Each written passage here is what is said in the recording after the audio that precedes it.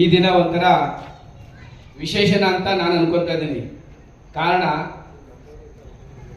ಪುಣ್ಯ ಶ್ಲೋಕ ಲೋಕಮಾತೆ ಅಹಲ್ಯಾಬಾಯಿ ದೇವಿಯವರ ಜ್ಯೋತಿ ಯಾತ್ರೆಯನ್ನ 300ನೇ ಜಯಂತ್ಯೋತ್ಸವದ ಅಂಗವಾಗಿ 3ನೇ ದಿನ ಇವತ್ತು ಈ ಒಂದು ನೆಲಮಂಗಲದ ಕಾರ್ಯಕ್ರಮದ ನಂತರ ಮುಕ್ತಾಯ. ಈ ತಾಯಿಯ ಬಗ್ಗೆ ಹೊಗಳಿಕೆ ತುಂಬಾ ಹೆಚ್ಚು, ಒಂದು ವರ್ಷ ಬೇಕನ್ನೋ ಮಾತಾಡ್ತಾ ಇದ್ರು ಅದು ಮುಗಿಯಲ್ಲ. ಶ್ರೀಮಾತೆ ಲೋಕಮಾತೆ ಪುಣ್ಯ ಶ್ಲೋಕ ಅಹಲ್ಯಾಬಾಯಿ ರಾಜಮಾತೆ ಅಂತ ಸುಮಾರು ಮಹಾರಾಣಿ ಈ ತರ ಕರಿತಾನೇ ಇದ್ದಾರೆ. ಯಾರವರು, ಅವರು ಯಾರ್ಯಾರು ಅನ್ನೋ ಒಂದು ಕುತೂಹಲ ನಿಮ್ಗೆಲ್ಲರಿಗೂ ನಿಮ್ಮಂಗೆ ನನಗೂ ಕೂಡ ಸುಮಾರು ಒಂದು 7-8 ವರ್ಷದಿಂದ ಕಾಡ್ತಾ ಇತ್ತು. ಆದರೆ ಸಂಘಟನೆ ಮುಖಾಂತರ ಸಮಾಜದ ಒಂದು ದಿವಂಗತ ಲಿಂಗಪ್ಪ ಅವರ ಒಂದು ಜೊತೆಲಿರುವಾಗ ಇವರ ಒಂದು ವಿಶೇಷತೆಯನ್ನು ನಾನು ಕಂಡು ಅವರ ಒಂದು ವಿಚಾರಗಳನ್ನು ತಿಳ್ಕೊಂಡು ಈ ಒಂದು ಕಾರ್ಯಕ್ರಮದಲ್ಲಿ ಯಶಸ್ವಿಗೊಳಿಸಲು ನಾವು ರೂಪುರೇಷೆಯನ್ನು ಮುಂಚೆ ಮಾಡಿಕೊಂಡಿದ್ವಿ. ಪುಣ್ಯ ಶ್ಲೋಕ ಅಹಲ್ಯಾಬಾಯಿ ಅವರು ಬರೀ ಕರ್ನಾಟಕ ಅಥವಾ ಮಧ್ಯಪ್ರದೇಶಕ್ಕೆ ಮಾತ್ರ ಸೀಮಿತ ಆಗಿಲ್ಲ. ಇವರ ವಿಚಾರಗಳು ಹೇಗಿದ್ವು ಅಂತ ಒಂದೊಂದು ಹಂತವಾಗಿ ನಾವು ಅವರ ಬುಕ್ಗಳಲ್ಲಿ ಸುಮಾರು ಬುಕ್ಗಳಿದ್ದಾವೆ. ಆ ಬುಕ್ಗಳಲ್ಲಿ ಓದ್ತಾ ನಾವು ಕೇಳ್ಬೋದು. 12 ಜ್ಯೋತಿರ್ಲಿಂಗನ 17ನೇ ಶತಮಾನದಲ್ಲಿ ಸನಾತನ ಹಿಂದೂ ಧರ್ಮನ ಯಾರು ವಿರೋಧ ಮಾಡ್ತಾ ಇದ್ರು ಮೊಘಲರು, ಅವರು ಆ ದೇವಾಲಯಗಳನ್ನ ಕೆಡವಿ ಒಡೆದಾಕಿದ್ರು. ಅಂತ ದೇವಾಲಯಗಳನ್ನ ಮಹಾತಾಯಿ ಪುಣ್ಯ ಶ್ಲೋಕ ಮಾತೋಶ್ರೀ ಅವರು ಪುನರ್ ನಿರ್ಮಾಣ ಮಾಡಿ ಪುನರ್ ಸ್ಥಾಪನೆ ಮಾಡಿ 10,400 ಚಿಲ್ಲರೆ ದೇವಸ್ಥಾನಗಳನ್ನ ಕಟ್ಟಿದಂತ ಮಹಾ ಪುಣ್ಯ ತಾಯಿ. ಈ ತಾಯಿ ಈ ಕುರುಬ ಜನಾಂಗದಲ್ಲಿ, ಮಹಾರಾಷ್ಟ್ರದ ದನಗರ ಜನಾಂಗದಲ್ಲಿ ಜನ್ಮ ತಾಳಿದ್ದು ನಮ್ಮ ಪುಣ್ಯ. ಅದು ನಮ್ಮ ಪುಣ್ಯ. ಎಷ್ಟು ಹೇಳಿದ್ರು ಕೋಟೆ ಮಾತೆಗೆ ನಾವು ಕೊನೆನೇ ಇಲ್ಲ. ಇಂಥ ತಾಯಿಯ ವಿಶೇಷತೆ ಏನು ಅಂದ್ರೆ, ನಾವು ಪ್ರತಿದಿನ ನಮ್ಮ ಶರೀರಕ್ಕೆ ಬೇಕಾಗುವಂತ ಒಂದು ಉಡುಪನ್ನ ಹಾಕೋತೀವಲ್ಲ, ಆ ಉಡುಪನ್ನ ವರ್ಷಕ್ಕೆ ಒಂದು 10 ಜೊತೆನೋ 15 ಜೊತೆನೋ ನಾವು ತಗೋತೀವಿ.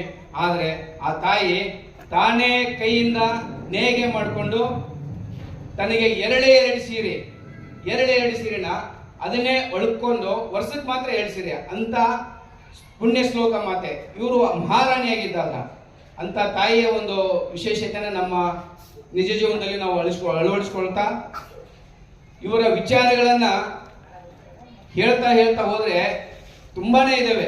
ಪುಣ್ಯ ಶ್ಲೋಕ ಮಾತಾಶ್ರೀ ಅವರನ್ನ ನೆನೆದೇ ದಿನಗಳೇ ಇಲ್ಲ. ಉತ್ತರ ಭಾರತದಲ್ಲಿ, ಮಧ್ಯ ಭಾರತದಲ್ಲಿ, ಮಧ್ಯಪ್ರದೇಶ, ಹಿಂದೂರಿನಲ್ಲಿ ಪ್ರತಿ ಮನೆಗೂ ದಿನನಿತ್ಯದ ಪೂಜೆ ನಡೀತಾನೆ ಇದೆ. ಅದರಂತೆ ನಾವು ಕೂಡ 3 ವರ್ಷದಲ್ಲಿ ನಮ್ಮನೆಯಲ್ಲಿ ಬೆಳಗ್ಗೆ ಮತ್ತು ರಾತ್ರಿ ಪ್ರತಿದಿನ ಕನಕದಾಸರು, ಬಾಳುಮಾಮ, ಸಂಗೊಳ್ಳಿ ಮತ್ತೆ ಇವರು ಮಾತಾಶ್ರೀ ಅವರ ಪ್ರತಿದಿನ ಬೆಳಗ್ಗೆ ಮತ್ತು ಪೂಜೆ ನಡೀತಾನೆ ಇರ್ತದೆ. ನಾವು 4 ವರ್ಷ ಹಿಂದೆ ಒಂದು ಕಾರ್ಯಕ್ರಮ ಮಾಡಿದ್ವಿ. ಕೋವಿಡ್ ಇದ್ದ ನಮ್ಮ ಸಮಾಜದ ಹಿರಿಯರು, ದಕ್ಷಿಣ ಕರ್ನಾಟಕದ ಹಿರಿಯರು, ನಮ್ಮ ಸಮಾಜದ ಮುಖಂಡರು HM ರೇವಣ್ಣ ಸಾಹೇಬರ ಮುಖಾಂತರ ಆ ಕೋವಿಡ್ ಅಲ್ಲಿ ನಮಗೆ ಏನು ಮಾಡಲ್ಲ ಅಂತಂದೇಳಿ ನೋವಾಗ್ತಾ ಇತ್ತು. 31 ಬರ್ತಾ ಇದೆ ಅಂತಂದ್ರೆ ನಾವು ಯೂತ್ಸ್ ಎಲ್ಲರೂ ಸೇರ್ಕೊಂಡು ಪರ್ಮಿಷನ್ ಕೊಡಲ್ಲ, ಹಾಗೂ ಒಂದು 4-5 ಜನ ಸೇರ್ಕೊಂಡು ಅಂತ ಹೇಳ್ಬಿಟ್ಟು ಮಾಸ್ಕ್ ಹಾಕೊಂಡು ಮಾಡ್ತಾ ಇದ್ವಿ. ಆ ಮಾಸ್ಕ್ ಹಾಕೊಂಡು ಮಾಡುವಂತ ಕಾರ್ಯಕ್ರಮದಲ್ಲಿ ಅವತ್ತು ತೀರ್ಮಾನ ಮಾಡಿದ್ವಿ, ಮುಂದೆ ಈ ಹಬ್ಬನ ನಾವು ರಾಜ್ಯ ಮಟ್ಟದಲ್ಲಿ ನಮ್ಮ ಕೈಲಾದ ಮಟ್ಟಿಗೆ ನಾವು ಎಷ್ಟು ಅವಕಾಶ ಇದೆಯಾ ಅಷ್ಟು ಅವಕಾಶನ ಈ ತಾಯಿಯ ಪ್ರತಿ ಮನೆಗೂ ನಾವು ಮುಟ್ಟಿಸ್ಲೇಬೇಕಂತ ಸಿದ್ಧಾಂತ ಮಾಡ್ಕೊಂಡ್ವಿ. ಆ ಸಿದ್ಧಾಂತದ ಒಂದು ಆ ವ್ಯವಸ್ಥೆನೇ ಇವತ್ತು ನಾವು ನಿರೂಪಣೆ ಮಾಡ್ತಾ ಇದೀವಿ, ನಿರ್ಮಾಣ ಮಾಡ್ತಾ ಇದೀವಿ. ಅದನ್ನ ಉದ್ದೇಶನ ನಾವು ಸದುಪಯೋಗ ಮಾಡಿಸ್ಕೊಂತೀವಿ ಅನ್ನೋದು ಬಹಳ ಹೆಮ್ಮೆ ಆಗ್ತಾ ಇದೆ. ಕಾರಣ ಇಷ್ಟೇನೆ, ಸುಮಾರು ದಿನಗಳಿಂದ 3 ತಿಂಗಳ ಹಿಂದೆ ನಮ್ಮ ಗಂಗರಾಜ್ ಸರ್ ಇದೆಲ್ಲ ಅವರ ಸಹೋದರ ಹಿರಿಯರಾಗಂತ ನನಗೆ ಪೂಜ್ಯ ಭಾವನೆ, ಅವರು ಒಬ್ಬ ಗುರುಗಳೇ ಅಂತ ಹೇಳ್ಬೋದು, BM ದೊಡ್ಡಯ್ಯ ಸಾಹೇಬರು, ಅವರು ಮಾರ್ಗದರ್ಶನ ಮುಖಾಂತರ ಹರಿದ್ವಾರಿಂದ ರಾಮೇಶ್ವರಕ್ಕೆ, ರಾಮೇಶ್ವರದಿಂದ ಹರಿದ್ವಾರಕ್ಕೆ ಇದೇ ಪುಣ್ಯ ಶ್ಲೋಕ ಮಾತೇಶ್ರೀ ಅವರ ಜ್ಯೋತಿ ಯಾತ್ರೆನ ಮಾರ್ಚ್ 28ನೇ ತಾರೀಕಿಗೆ ಚಾಲನೆ ಕೊಟ್ಟು ನಮ್ಮ ಪರಮ ಪೂಜ್ಯರಾದಂತ ಶ್ರೀ ಸಿದ್ದರಾಮಾನಂದ ಮಹಾಸ್ವಾಮಿಗಳ ನೇತೃತ್ವದಲ್ಲಿ ಹರಿದ್ವಾರದಲ್ಲಿ ಮತ್ತೆ ಹರಿದ್ವಾರದಲ್ಲಿ ನಮ್ಮದೇ ಒಂದು ಸಮಾಜದ ಲೋಕಮಾತೆ ಅಹಲ್ಯಾಬಾಯಿ ಹೋಳ್ಕರ್ ಅವರ ಧರ್ಮಪೀಠ ಇದೆ. ಅದರಲ್ಲಿ ನಾನು ಒಬ್ಬ ಟ್ರಸ್ಟಿ ಆಗಿದ್ದೀನಿ. ಸ್ವಾಮೀಜಿಯವರು ಗೌರವಾಧ್ಯಕ್ಷರಾಗಿದ್ದಾರೆ. ಅದರ ಪೀಠಾಧ್ಯಕ್ಷರಾದ ವಿಜಯಪಾಲ್ ಸಿಂಗ್ ಅಂತ ಇದ್ದಾರೆ, ಅವರು ಕೂಡ ಅದರಲ್ಲಿ ಭಾಗಿಯಾಗಿದ್ರು. ಅಂತ ಒಂದು ಕಾರ್ಯಕ್ರಮನ ನಾವು ತಮಿಳಲ್ಲಿ ಮುಗಿಸ್ಕೊಂಡು ಬಂದು ಇಲ್ಲಿ ಕರ್ನಾಟಕದಲ್ಲಿ ಇನ್ನೇನು ನಾವು ರೆಡಿ ಮಾಡ್ಕೊಳ್ತಾ ಇದ್ವಿ. ಆಗ ಇವರು ಇಲ್ಲ ನಾವು ಹಂಗ್ ಮಾಡೋಣ ಹಿಂಗ್ ಮಾಡೋಣ ಅಂತ ನಮ್ಮ ಸಹೋದರಿ ಹಿರಿಯರು ಹೇಳಿದ್ರು. ಹಾಗಾಗಿ ಇದು ನಮ್ಮ ಕರ್ನಾಟಕದಲ್ಲಿ ಹಿಂದೋಯ್ತು. ನಾವು ಇವತ್ತು ಮಾಡೋಣ ನಾಳೆ ಮಾಡೋಣ ಅಂತಂದೇಳಿ 15 ಸಾರಿ 20 ಸಾರಿ ಮೀಟಿಂಗು ಮಾಡಿದ್ವಿ. ಅದು ಆಗಲಿಲ್ಲ, ಭಾಳ ನೋವಾಗ್ತಿತ್ತು. ಆದರೆ ಮೊನ್ನೆ ಒಂದು ಕಾರ್ಯಕ್ರಮ ಇತ್ತು, ಹೋದ್ವಿ. ಗುರುಗಳ ಕಾರ್ಯಕ್ರಮ ಒಂದು ಸಭೆ ಮುಗೀತು. ನಮ್ಮ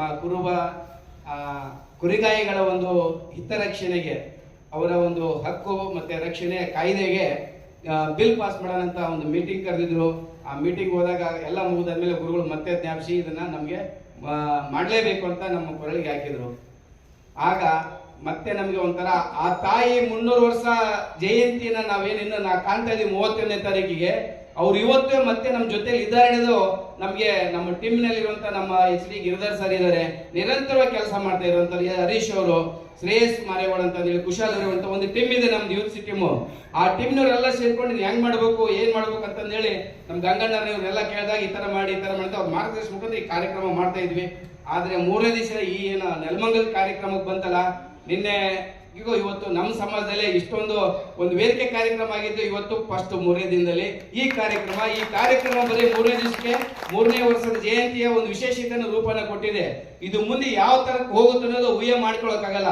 ಊಹೆ ಮಾಡ್ಕೊಳ್ಳುವಂತ ಒಂದು ಸಂದೇಶ ನಿಮ್ ಕಣ್ಣಿದ್ರಿಗೆ ತರ್ತಾ ಇರ್ತೀನಿ. 500ನೇ ಜಯಂತಿ ಭಕ್ತ ಕನಕದಾಸರ ವಿಶ್ವ ಶ್ರೇಷ್ಠ ಕನಕದಾಸರ ಜಯಂತಿಯನ್ನ ನಮ್ಮ ನಾಡಿನ ಹೆಸರಾದಂತ ಈಗ ಇರುವಂತ ಹಲವು ಭಾಗ್ಯಗಳ ಸರ್ದಾರ ಮುಖ್ಯಮಂತ್ರಿಗಳು ಎಲ್ಲಂತ ಹೇಳ್ಕೊಳ್ಳುವಂತ ವಿವಿಧ ರೀತಿಯಲ್ಲಿ ಅವ್ರು ವರ್ಣನೆ ಮಾಡ್ತಾರೆ ಸಿದ್ದರಾಮಯ್ಯ ಸಾಹೇಬ್ರನ್ನ. ಅಂತ ಸಿದ್ದರಾಮಯ್ಯ ಸಾಹೇಬರು 500ನೇ ಜಯಂತ್ಯೋತ್ಸವನ ನಮ್ಮ HM ರೇವಣ್ಣರ್ ಸಾಹೇಬ್ರ ಮುಖಾಂತರ ಇವರೆಲ್ಲ ಮಾಡ್ಕೊಂಡು ಮಾಡಿದ್ರು. ಆ 500 ಜಯಂತಿ ಉತ್ಸವದ ಕನಕದಾಸ ಜಯಂತಿ ಉತ್ಸವನ ಇವತ್ತು 2 ಬಾರಿ 16ನೇ ಬಾರಿ ಯಾವ ಒಂದು ಹಣಕಾಸಿನ ನಿರ್ವಹಣೆ ಮಾಡಿದಂತ ಮುಖ್ಯಮಂತ್ರಿ ಆಗಿರೋದಕ್ಕೆ ಒಂದು ಖುಷಿ ಆಗುತ್ತೆ. ಅದೇ ರೀತಿ ಈ ತರ ಒಂದು ವೇದಿಕೆನ, ಈ ಜ್ಯೋತಿಯನ್ನ, ಈ ಮಾತೆಯನ್ನ ನೆನೆದರೆ ಮುಂದೆ ಯಾರೋ ಇನ್ನೊಬ್ರು ಹುಟ್ಟಬಹುದು ಅನ್ನೋದು, ಯಾಕೆ ನಮ್ ಗಂಗಾರನೇ ಆಗ್ಬೋದೇನೋ ಗೊತ್ತಿಲ್ಲ, ಇನ್ನು ಲೋಕೇಶನೇ ಆಗ್ಬೋದು ಗೊತ್ತಿಲ್ಲ, ಆಮೇಲೆ ಇವ್ರು ಯಾರಾದ್ರೂ ನಮ್ಮ ಮಹಿಳೆ ಅಕ್ಕವರೇ ಆಗ್ಬೋದ್ರೆ ಗೊತ್ತಿಲ್ಲ. ಈ 300ನೇ ವರ್ಷ ಜಯಂತಿನ ಎಷ್ಟು ವಿಜೃಂಭಣೆಯಿಂದ ಮಾಡ್ತಾ ಇದ್ದಾರೆ ಅಂದ್ರೆ 3 ತಿಂಗಳಿಂದ ಮಹಾರಾಷ್ಟ್ರದಲ್ಲಿ ಪ್ರತಿ ತಾಲೂಕು ಪ್ರತಿ ಮನೆಯಲ್ಲಿ ವಿಶೇಷ ನಡೀತಾ ಇದೆ. ಹೇಳಕ್ಕೆ ವರ್ಣನೆ ಸಾಲದು, ಕಣ್ಣೆಲ್ಲಕ್ಕೆ ನೋಡಕ್ಕಾಗದು, ನಿದ್ದೆ ಮಾಡ್ಬೇಕಂತ ಕಣ್ಮುಚ್ಚಿದ್ರೆ ಆ ತಾಯಿ ಬಂದು ಹೋಗ್ತಾ ಇದ್ದಾಳೆ ಅವ್ರಿಗೆ.